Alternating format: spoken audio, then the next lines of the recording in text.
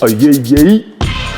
Children, women, and men. It's blatant. There's a reason Satan didn't repent. But in the end, Babylon the greatest to finally fall. And the birds that eat the dead flesh just to finally call. You should wonder what's in the name. If you be hearing the plaque, reconsider the game. Stand tall, I got a lumberjack. You know how the trilogy came about? I actually had intended to do this stuff as free tapes, right? Like my goal was like, okay, nobody knows Landmark except from Last Day's fans. So nobody knows Landmark as a solo artist. So I was like, okay, let me put out some tapes, mixtapes. So I did the first initial start of the trilogy was a mixtape. I took beats from known rappers, you know, Kanye West and so on. In fact, the first song I think that I recorded was based on Abdullah Ibrahim, the pianist, the African pianist. What is now Fog started as being called Water from an Ancient Well. So I've always wanted to rap to like a jazz track. And Abdullah Ibrahim is my absolute favorite pianist.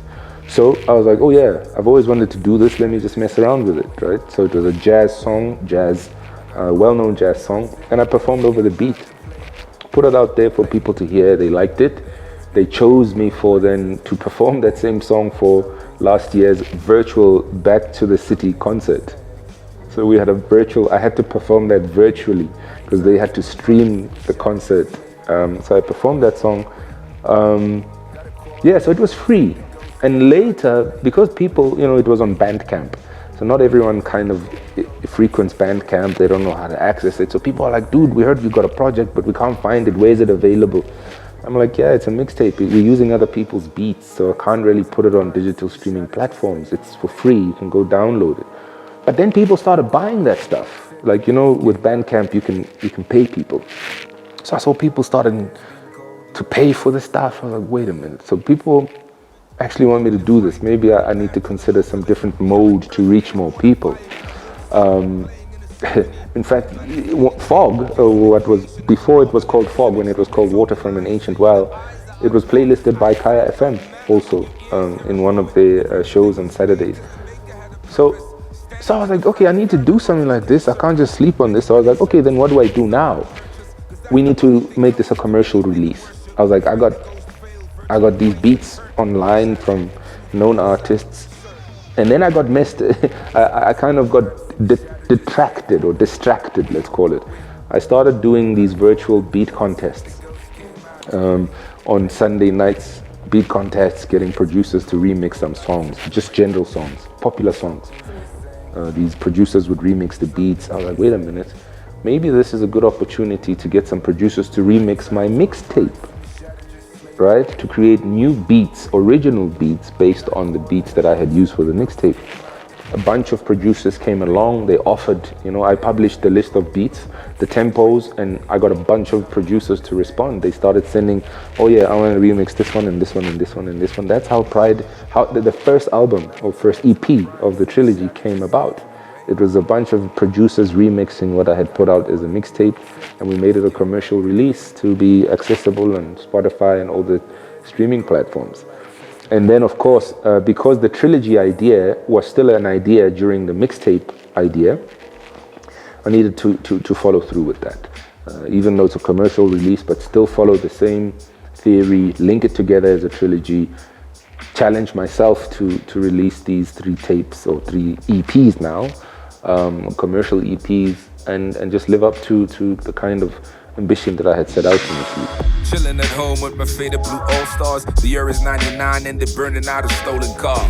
In the streets, the funeral of a gangster. Tires screeching the loud chair like it's Langston. Gotta say, I didn't know how much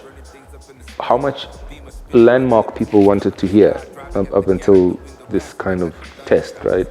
And it looks out, people are always looking out for the releases, you know, because it's also bite-sized releases, you know.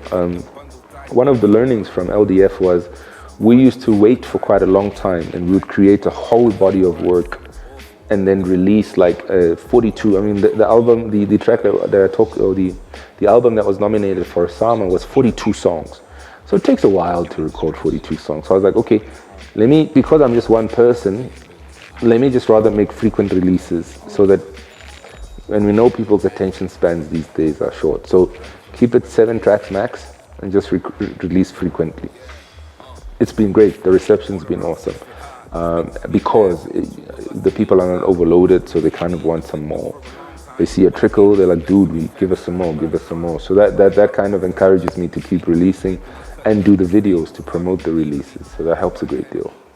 Ayo, down from the thundercloud, Thor on the battleground. Landmark Magnico handing out a knuckle down. I can't stop, this name came from a rebel town. Line brotherhood, name it pride, you getting hunted. I gotta acknowledge these first, I'll call them the first soldiers of the EP trilogy of releases. You know, the guys who helped me remix the first project. Scotty Soul, who did Fog. I mean, his rendition of what I had done was phenomenal, right? Scotty Soul, people like Mark Andrew Sanners, who's also a producer for Audible Braille, Nglogo, iVox, Last Chapter, the features. I got some features from people in Nairobi, for instance, FG on Finesse, Meryl Page on this album, also from Kenya, Nairobi. Of course, the guy who's responsible for my artwork, Basil. You know, he's an incredible creative when it comes to visuals.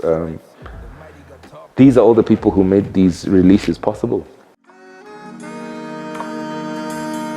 They said the Lord's coming, but it's been 2,000 years. Shadow of a ghost, the shade of a cloak over near, and I'm following the chorus of a crowd of the mutineers. The leader of the pack is a stooge and a puppeteer.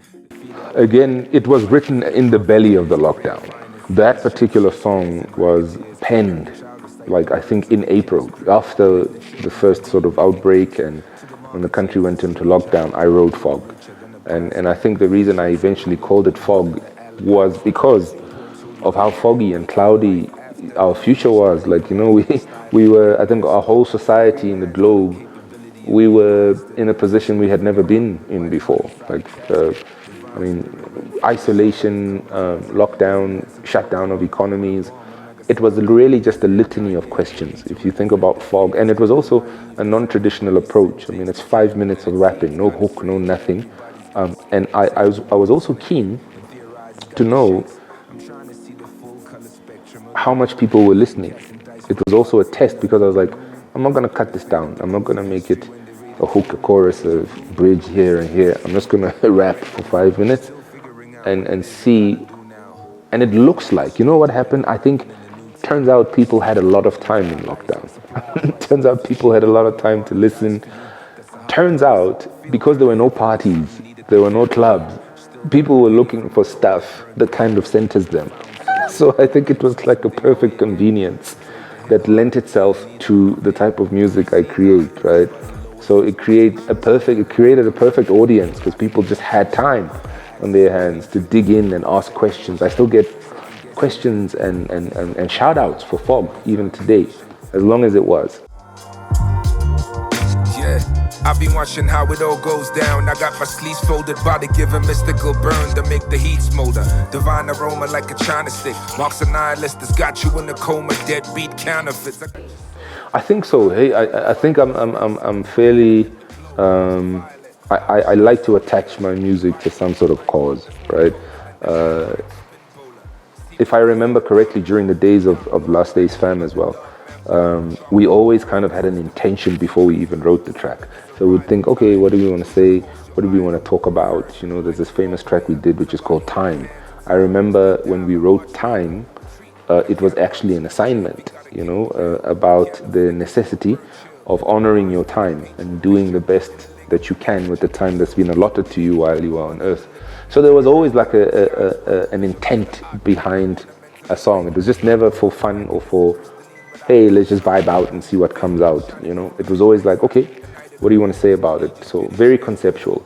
I would say, because the music is conceptual, you know, in some instances there is some activism related to it, especially if the concept is around a political or community matter, you know. But sometimes it's just not activism, it's more introspection, like Fog, you know. Although I do touch on societal issues in Fog, conscious issues in Fog, but a lot of it is just me asking myself questions and just using the pen to unravel my thoughts and get to understand what I'm thinking.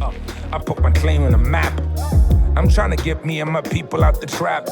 I'm raising the kingdom, it's sitting on my lap. To be the eyes, smoke the enemy inside the camp. They know to stay low and keep firing when they're little.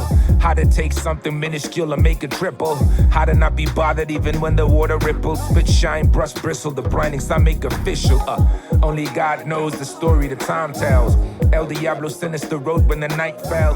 Chilling haze stayed in the air.